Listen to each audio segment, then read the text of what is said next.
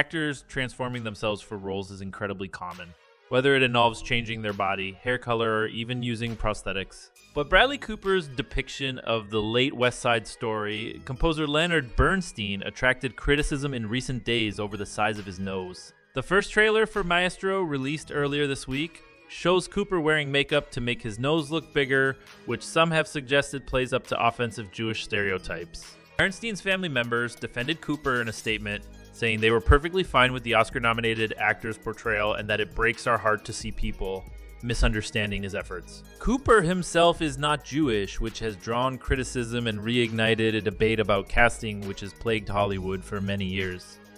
Whether or not characters from minority groups should only be played by actors who share the same attributes. It's not yet known how heavily Bernstein's Jewish heritage will be featured in Maestro. Critics have not yet reviewed the film, which premieres in Venice next month, and it is not released on Netflix until December. This is not the first film to be at the center of a row about lived experience and authentic casting.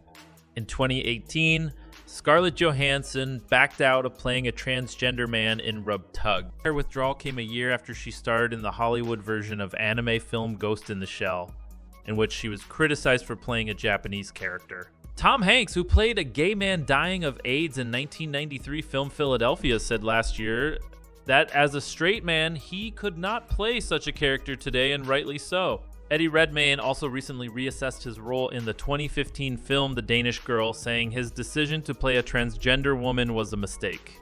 Other examples include Ridley Scott's 2014 Exodus, Gods and Kings, which was criticized for featuring non-Arab actors as Egyptians, whilst Jake Gyllenhaal, a Swedish and Jewish actor, played the lead in the 2010 film Prince of Persia, The Sands of Time.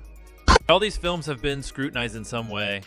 Comedian and writer David Baddiel has said he doesn't understand why the same logic about authentic casting doesn't always appear to apply to films or shows about Jews. In his 2021 book, Jews Don't Count, he writes, Jews remain the only minority where you don't have to cast the actor in line with the real thing. One of the problems with trying to authentically capture the Jewish experience on screen is it can't be portrayed in a one-size-fits-all way.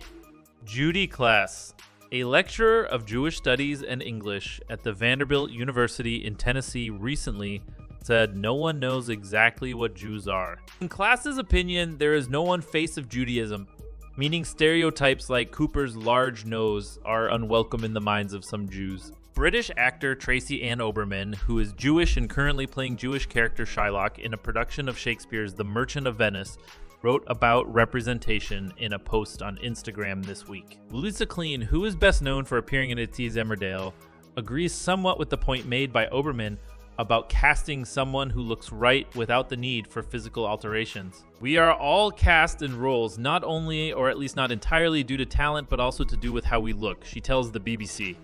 The worst thing is watching non-Jewish actors playing a stereotype, and after working in an entirely Jewish company of actors, the unspoken language of shared experience of being a minority is priceless, she says. I know two of us are alike. Whilst this particular debate centers around the casting of a Jewish man, there is also some debate around the perceived lack of opportunities for Jewish women in the acting world. Whether it's Dame Helen being cast as Mir or Rachel Brosnahan's role as the star of the Emmy-winning The Marvelous Mrs. Maisel, there are arguably few Jewish women playing female Jewish roles. Comedian Sarah Silverman, who is Jewish and plays Leonard Bernstein's sister in Maestro, has often spoken on her podcast about this discrepancy. There also seems to be less broad representation of what Jewish women are depicted as on screen. 2. An irritating Jewish mother like Mrs. Wolowitz in The Big Bang Theory, or a high-maintenance character like Shoshana Shapiro in Girls come to mind. Clean agrees that the culture, the heritage, the experiences of being around Jewish women inform so much about that. Aside from the debate about who should be playing Jewish people in 2023, American journalist Mark Harris says the one thing we shouldn't be arguing over is whether there are enough Jewish stories being told in Hollywood. I don't think any argument about the systematic denial of opportunity to Jews in the Hollywood entertainment business is going to stand up very well to scrutiny, he wrote this week in Slate. We are not so direly mistreated by movies and television that we need a category of role reserved for us.